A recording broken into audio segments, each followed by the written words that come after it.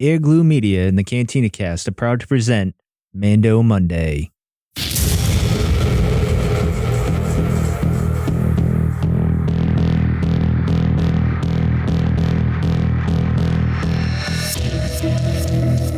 Hello and welcome to Mando Monday. I hope you're all having a good Mando Monday, wherever you are, however you're listening to this. I'm your host, Mike Rondo. We're back for Chapter 5, and I gotta say, this has been an interesting week with The Mandalorian, to say the least. I'm gonna try to get to the juicy stuff at the end, which is the speculation stuff. So I'm gonna blow by, you know, the good, the bad, and the ugly, and the Easter egg stuff pretty quickly, because there's a million videos you can watch on YouTube for that. But anyway, to start the show, we're going to do a little cleanup, as we always do, from the previous episode, although this goes back to Chapter 2, I believe, with the whole Signet thing. Albert on episode 301 of the Cantina Cast kind of made it clear for me what this really means, and I'm not going to get into it here. You guys probably know what it is and everything else, so I just wanted to point out that Albert kind of steered me the right way, so go check that out on episode 301 if you haven't anyway. All right, so this seems to be the most decisive episode of everything that's going on so far in Season 1. Now, I personally liked it. I felt really good about this one. However, I get why people don't like it, because it looks on the surface, it looks like, you know, a filler episode again, and even last episode seemed like a filler episode. So I get why people like that. Not only that, I mean, this was blatant fan service if I ever saw one. So I get everyone's point of view that's going to disagree with me on actually liking this. I don't think it deserves as much hate as it's been getting, but I certainly see everybody's point of view when it comes to, you know, not agreeing with the way this episode went. So anyway, let's get into the good, the bad, the ugly. Obviously, the good, we went back home. We went to Tatooine. I thought that was awesome. I wasn't really expecting that. Although in the trailers, it kind of hinted that they were going back to Tatooine. I didn't think we would get this now. I thought it would be at the end of the season. So that was really good. It was nice. And Dave being at the helm, it was good that he brought us back home out of everybody. The interaction with the Sand People, I thought was interesting. I liked it. But I can see where some people would be concerned with that. All right. So again, Toro working with someone again. I like that.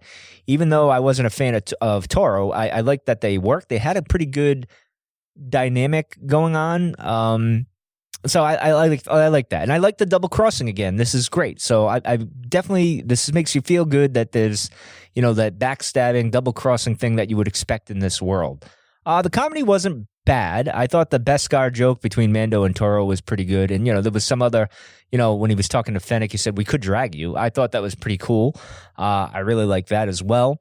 The twists that keep happening in this is interesting, because Fennec dying, I didn't think that was going to happen. I thought, you know, she'd be kind of like Cara Dune there, kind of like a partner in the future or something, or where they'd be allies at some sort, because they were both mercenaries, bounty hunters, you know, that type of thing.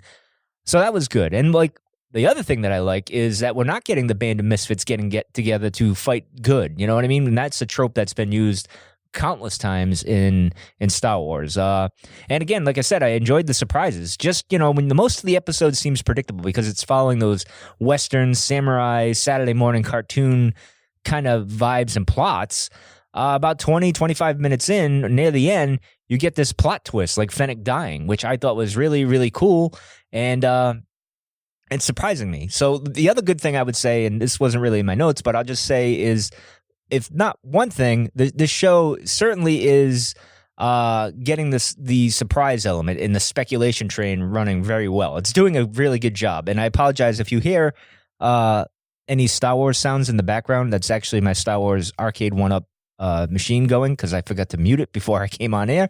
So I apologize, but it'll give us a little bit of ambiance. So the other thing I liked was the mention of the scuffle on Navarro. So we now have the name of the planet that we've been going to the first few chapters. I thought that was good. I thought it was a good way to mention how the planet is, instead of just kind of, you know, titles like they did in Rogue One and all that other stuff. So I thought that was pretty cool. All right, so now we got to get to the bad. And another thing other than the fobs that is kind of wishy-washy with me is the hating on the droids. One minute he hates them, the next he works with them, next he tolerates them. So I don't know where we're going about with all this. So, it's maybe a little bit of this is a nitpick, I would say. Maybe I should change the bad to like nitpicks. I don't know. But anyway, did Luke and Obi-Wan go about the Tusken Raiders all wrong? I saw an article, and I forget where I saw it, where they had mentioned, well, did Luke and Obi-Wan handle that all wrong? They could have just gave the binocs and they could have went on their way. So that's interesting. Or are the Tuskens more cool now because the Hutts are gone and the Empire's gone and everyone seems to be more coexisting? But we'll get into that a little bit later there. The other thing that I didn't like was the Tusken Raiders just showing up out of nowhere. That seemed like a bad take. Like it seemed like David yelled action and then they just kind of moved and then they were right there. It just seemed very odd. So I didn't like that at all. That was the one directing aspect of it where it felt kind of like amateurish. Like you could tell it was a first time director type thing. Well, second time actually. The other thing was Fennec dying. I liked that she died for the element of surprise and the fact that like it doesn't matter if you're a star or you're a popular character or an actress or whatever, you come on the show, you could probably die. And I like that. However, I thought it was a waste of a character because I think she could have been a really good character. Instead, we got Toro, but at least Toro died, right? So, and we didn't like him. Fennec was interesting. There could have been some kind of a interesting dynamic that was going on with them. The other thing was the best guy held up at this range, but when we see him getting closer, he kind of gets shot and, it still holds up, but he's closer. So it's kind of like, all right, well, where are we going with this? Although maybe he was lying to Toro to kind of, just adapt to the situation because he knew Toro was going to double cross him at some point. So that could have been it as well. The other thing, this is kind of an elephant in the room. Baby Yoda needs to go. I'm sorry, he just does. He cannot travel with the Mando, and I think as Pelly pointed out, you got to treat it like a kid, blah, blah, blah, and he can't do that. And even the Mando mentioned that the thing before. The problem is we got too much of a good thing with Baby Yoda. I love Baby Yoda and everything, but he's got to go. We got to. I know he's the MacGuffin, if you will, for everything that's going on in season 1, and that's great, but we got to resolve this, and hopefully it gets resolved pretty soon. I mean, of course, we got the season end, so there's 8 episodes. I don't know, but being on the run and all that is getting kind of stale now, so I'm a little concerned with that. So let's get to the ugly. The ugly was the other thing other than the Tusken Raider action scene, where Dave yelled action there. I thought the opening was kind of poor. Like that chase just seemed to, or dogfight just seemed to come out of nowhere. And I didn't like that at all. And I know it was a throwback to like Top Gun and even Iron Eagle, and I'm dating myself for that one. I just didn't like it all that much for some reason. But at most, those are my 2 like directing kind of gripes. The other thing I would point out is the writing was not the best, but it wasn't the worst either. I think it was the weakest out of everything. But it was still a fun episode, so I'm not going to be too harsh on that. I just think Dave's getting his feet wet, and that's the way we're going here. The other thing I thought was interesting and kind of ugly was the time frame with Pelly playing cards and the Mando going to the cantina. How could she possibly get all that work done unless it's a long walk? I don't think it's that long of a walk, but I don't know. It just seemed a little odd. I didn't like that, the timing of that. So anyway, let's get into the Mandalorian lore and Easter eggs. I'll start with the lore, and the only confirmation or anything that we got into the Mandalorian as far as lore with the Mandalorians is, Fennec saying they're rare these days. You don't run into them too much. So that was about it. Other than that, we got a billion Easter eggs. You got Mos Eisley with the voice there was Steve Bloom, obviously does Zeb. So from Rebels, so you got that. The one that stuck out at me, and I'm surprised nobody else really jumped on this. I posted this on our Instagram and our Twitter and everything, and I know some other people had to have seen it. I couldn't have been the only one. Was the outcrop when the Mandalorian, the Razor Crest is coming into Mos Eisley? You go by this outcrop, and that's the one where Luke, Ben, and the droids were overlooking where Mos Eisley spaceport was. I thought that was a great nod. The exact same location where Kenobi took Luke to check it out. So that was awesome. I really thought, again, we went home. Now, this is fan service at the max, and I don't mind that we do this. Just let's not do this for like another 15 years or so. Docking bay was similar to Han, obviously. The pit droids. My daughter got very excited when the Pit Droids came out because she's a prequel trilogy fan and Clone Wars fan. Pelly rocking the Ripley look, which I thought was pretty cool. Although she looked a little bit like what's his face? What the heck? I can't remember her name from Ghostbusters. The gatekeeper or whatever. I can't remember that. You guys are gonna kill me for not remembering this. Anyway, of course the dialogue callbacks. I mean, carbon scoring, no good to us dead, the high ground, Womp Rat, Beggar's Canyon, Dune Sea. We could go on and on and on. Sabak, of course. Of course, my favorite was the cantina. Going back to the cantina, and I thought that. Maybe this is why I like it so much. Of course, I'm biased with the Cantina cast, and this is kind of how we got our name and everything. And I thought it was great. It's interesting that the droids are now running it. And there was no McClunky Greedo shot carbon scoring on the wall there. They must have. Well, Han did give him some credits to, sorry about the mess. So maybe they cleaned it up after that happened. So it looked roughly as it did back then. So, and of course, we got R5. I don't know if that's the R5. But that was pretty cool. Of course, you get the giant insect at the bar. He's not green. He's brown, though. Although he looked more ant than praying mantis, though. So, anyway, the speeder bikes, they look more like Anakin in Revenge of the Sith. I thought that was, Attack of the Clones, excuse me. Although one of them looked like a combination of Return of the Jedi, Attack of the Clones biker. So that was pretty cool. Of course, you get the Corellian nod. And Toro says, because there's some confusion, because Toro obviously speaks like I do. And he says this ain't Corellia, although he mumbles it, so to speak, like I do. So I feel bad. I understood what he said because I mumble myself. And that's about it for the Easter eggs. I mean, again, there's a million Easter eggs. So, have at it. Go look online. There's a million of them. Screen Crush does a pretty good job with that. New Rock Stars as well. There's a million of them that point out all the Easter eggs. And I'm sure I missed a few as well. So let's get into the character intel. I don't want to spend too much time on this because, again, we got to get to our suspects of the ending there. So Toro Calican, he was an interesting character for a character that I didn't like, and I thought he was kind of annoying. He was desperate, but he wasn't completely stupid. He crushes the fob. He makes the Mando walk back. He kills Fennec when he sees an opportunity. However, he's very inexperienced, and that's what gets him in the end of the day. He gets cocky, right? Because he's sitting in Han's spot. It made me think of Han's line when he gets killed is, great kid, don't get cocky. And he thought he had the upper hand. And also the high ground didn't work for him either because he was on the ramp of the Razor Crest and, the Mando got the better of him. So him and Darth Maul, the high ground obviously does not work for them. So I thought for a character that was a one-off and had to play the role that he played, I thought it was very good. Toro, I'm glad he's dead and I'm glad we won't see him again. Now, Fennec Shand, not much development there, but I thought she was a tough target. She was a good target. And it was good that she was killed in a sense of like, it came out of nowhere. We weren't expecting that. She didn't panic when she was captured. She seemed more calm, actually, to be honest, especially when they separated. She was like, I'll have a moment here. I'll get it. And I have a feeling the Mando kind of knew that was happening. Like, he just kind of like, all right, well, she'll probably kill him or whatever, and that whole thing. But she made herself obsolete. Like, she overplayed her hand, and I think she thought, well, if Toro's working with the Mandalorian, he'll work with me. So, and we'll split or whatever. But, he got cocky and he said, well, hey, he got blinded by joining the guild. So anyway, on to our hero or anti-hero, our favorite character. One of my favorite characters, actually. He's moved up the ranks pretty fast, the Mandalorian. He's still adaptable to whatever. Whatever benefits his situation, he adapts to, and he also outsmarts his foes. So he used himself as a decoy for Toro. He's smarter than he looks, as Pelly mentioned.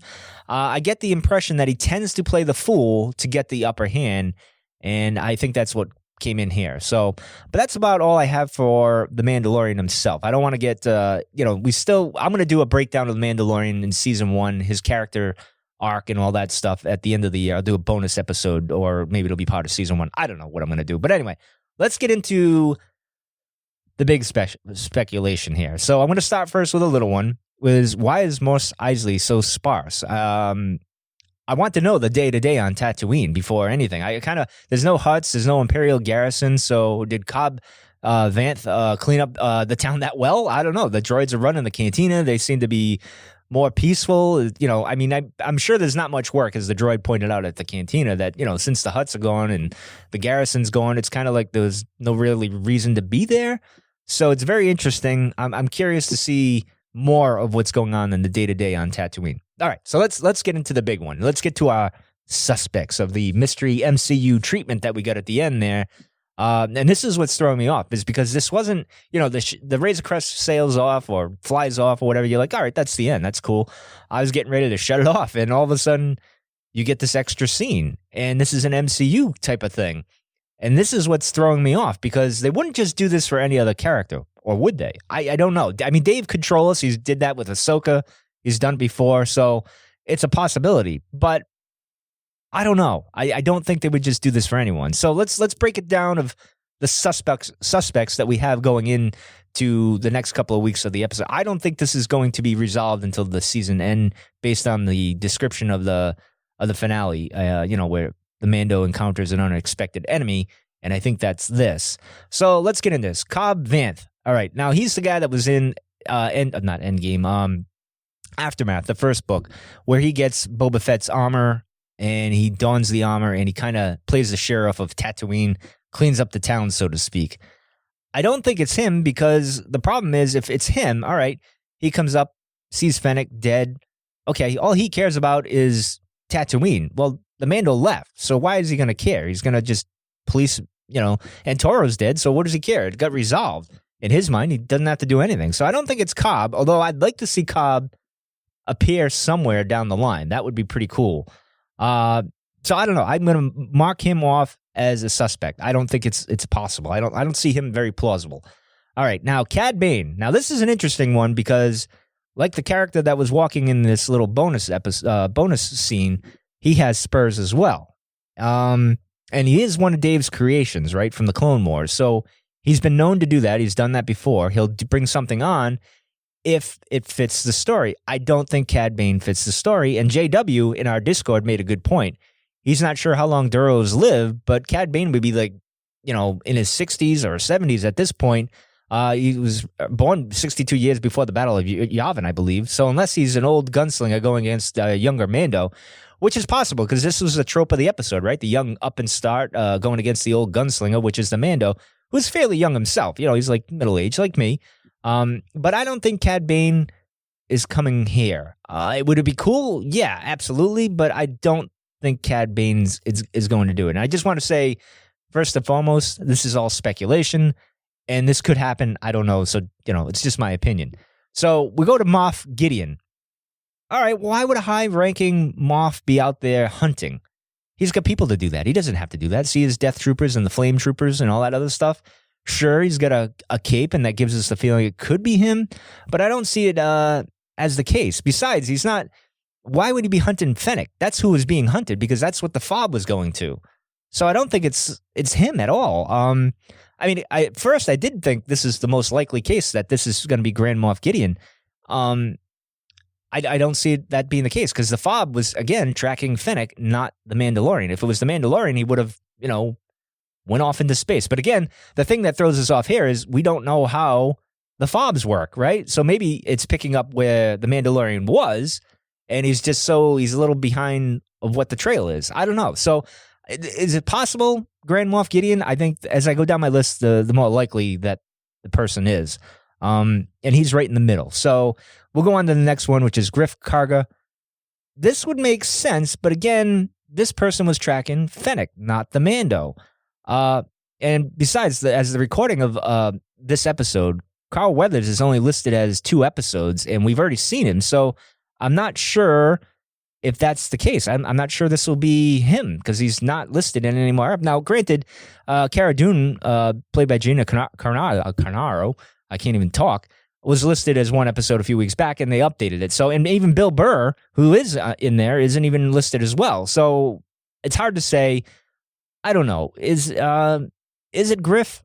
I don't know. I mean, it would make sense in a sense, because he's going after the Mando. Again, the fob thing throws me off, but I can't see this being him. Like, Griff is off doing whatever. He's running the guild. He's not out hunting. He would send bounty hunters out to do it, unless he thinks they can't handle it. Obviously, they can't, because he's the only one who got the child, right? So in one aspect, maybe he's going to take matters into his own hand, but I don't recall hearing any spurs when Griff was walking or anything. Not that we heard him walking a lot. I just don't think Griff is actively seeking. I mean, Gina Carano, Cara Dune could be a possibility, the double cross, but I get a sense that they had mutual respect and are looking forward to maybe working with each other again. But anyway, so let's get to the elephant in the room, which is the man himself, the man who started this whole, Mandalorian craze way back in the 70s and 80s, and that is Boba Fett.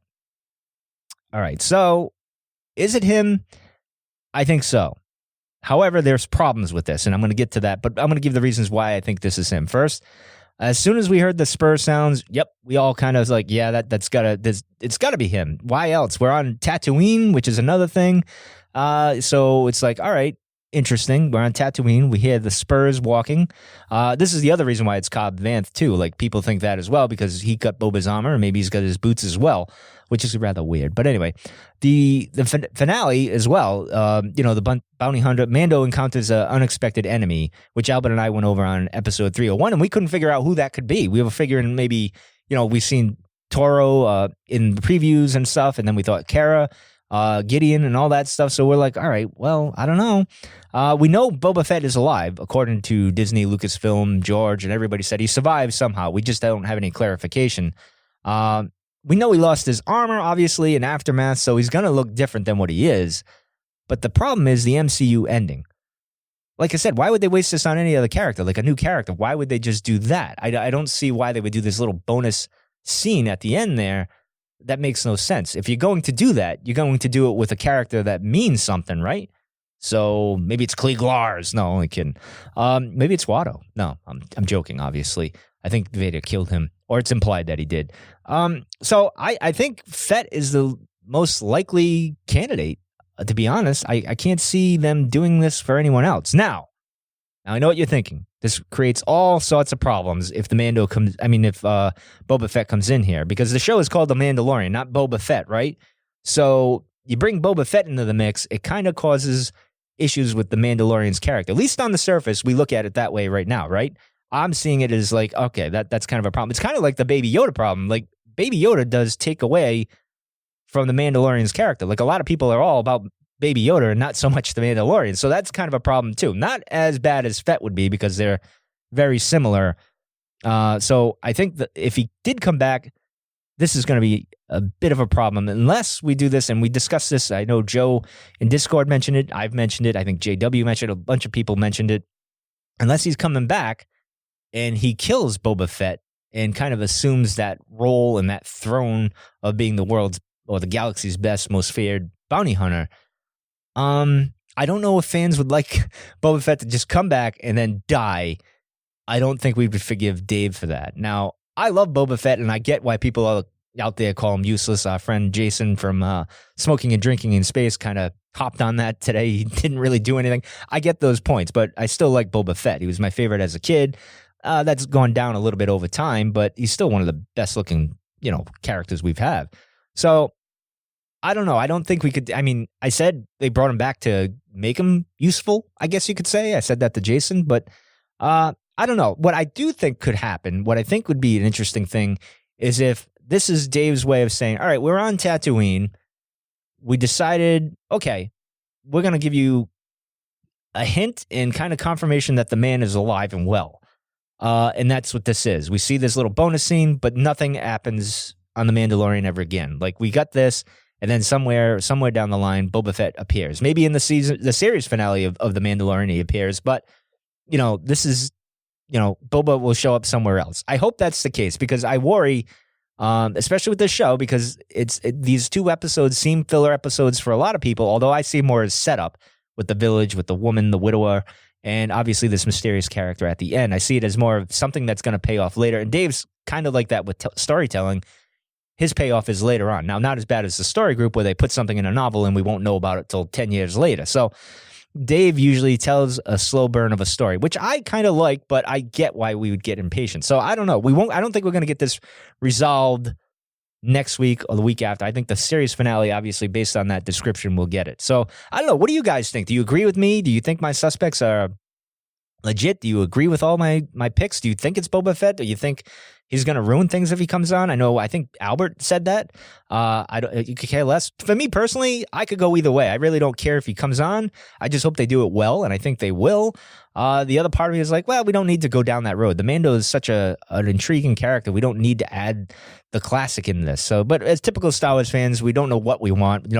We say one thing is too much like the originals, and then we get something new, and we're like, no, that's not even close to what it should be.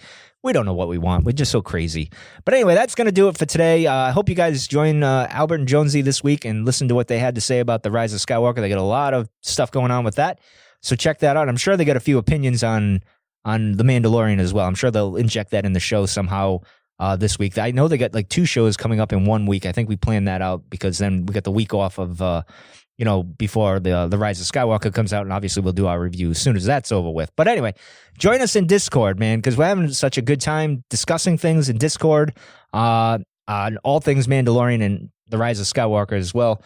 So please join us over there. Come talk to me. Tell me I'm wrong, right? I'm an awful podcaster, whatever you want to do. All that works out for me. So I will see you guys next Monday. Until then.